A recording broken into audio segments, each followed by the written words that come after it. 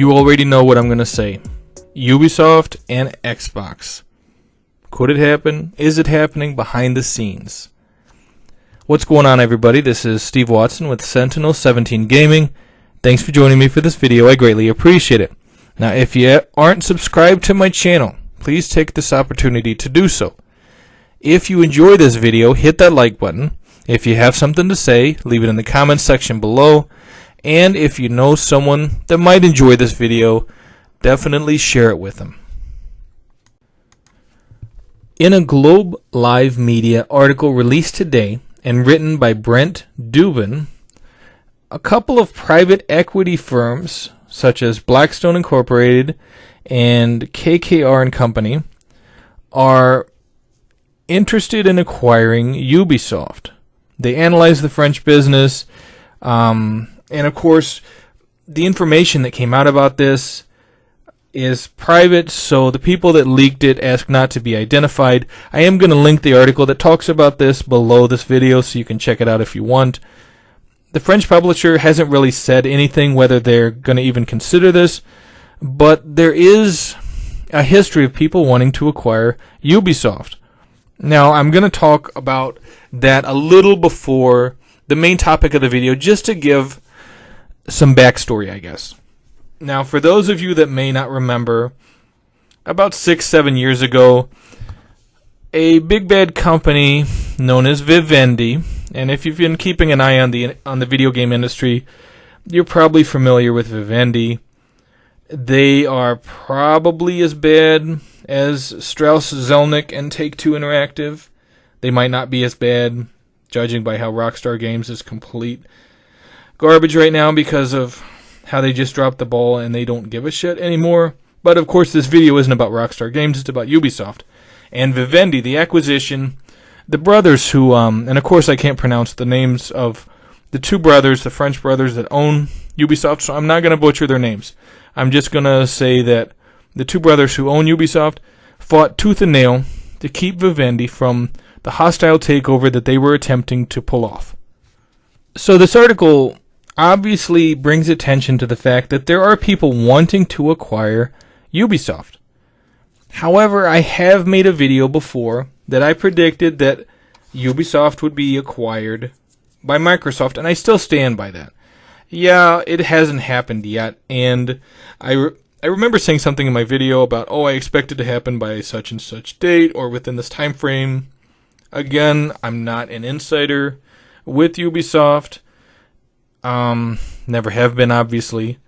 So, without hands-on knowledge of what's going on within Ubisoft, it's hard for anyone to really call this, especially when they're playing it close to the chest, because when you have a company that gets acquired by an outside corporation, especially someone like Microsoft, there's going to be a lot of people that are happy, there's going to be a lot of people that are pissed.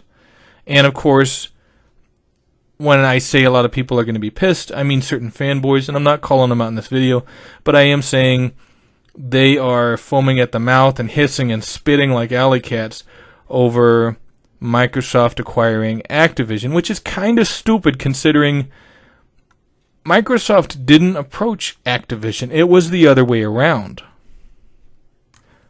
For Honor has already come to GamePass, as did the newest Rainbow Six game, Extraction, which was, of course, originally titled Quarantine, but because of the pandemic, Ubisoft said, that's probably not a good idea, so we're going to have to change it. So they changed it to Extraction. It's still essentially the same game.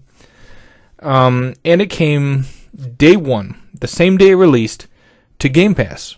Now, they're also bringing Assassin's Creed Origins and the Marching Fire edition of For Honor, the newest expansion for the game For Honor, to Game Pass. So it begs the question, Ubisoft has these private equity firms coming to them, or sniffing around, wanting to acquire them. Is Ubisoft going to do what Activision did and say, hey, Microsoft, we need to talk?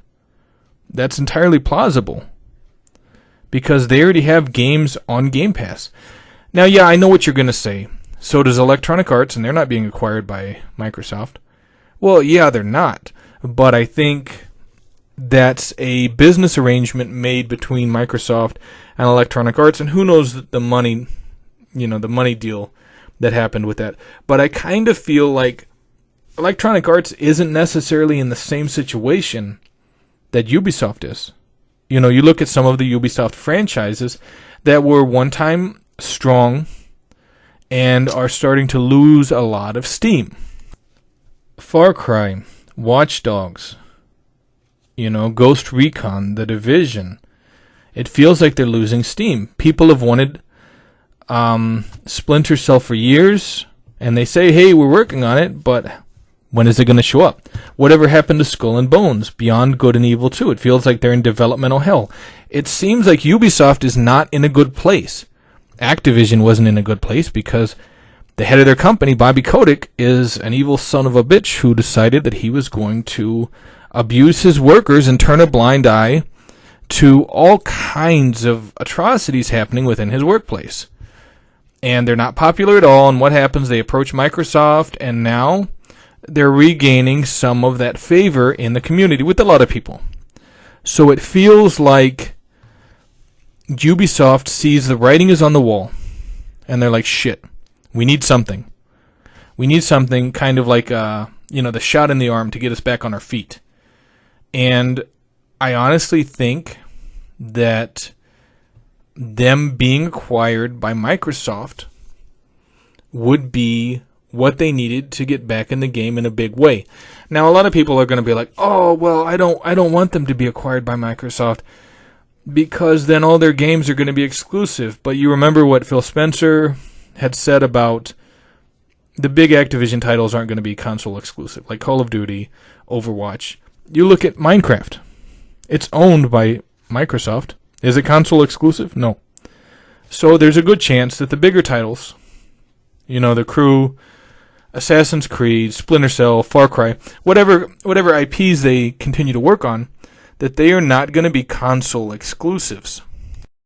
However, you might have some, like the Driver franchise, that's dormant right now, that with an acquisition, Microsoft could bring back and turn into a AAA masterpiece. Who knows? Again, it's speculation, but I do think it's an interesting development, and I would not be surprised at all if Ubisoft was acquired by Microsoft sometime next year, maybe the year after. Anyway, that's it for this video. I'd love to hear your thoughts. Leave it in the comments section below. Thanks for watching. I greatly appreciate it. Also, do not forget to follow me on Twitter at Sentinel17.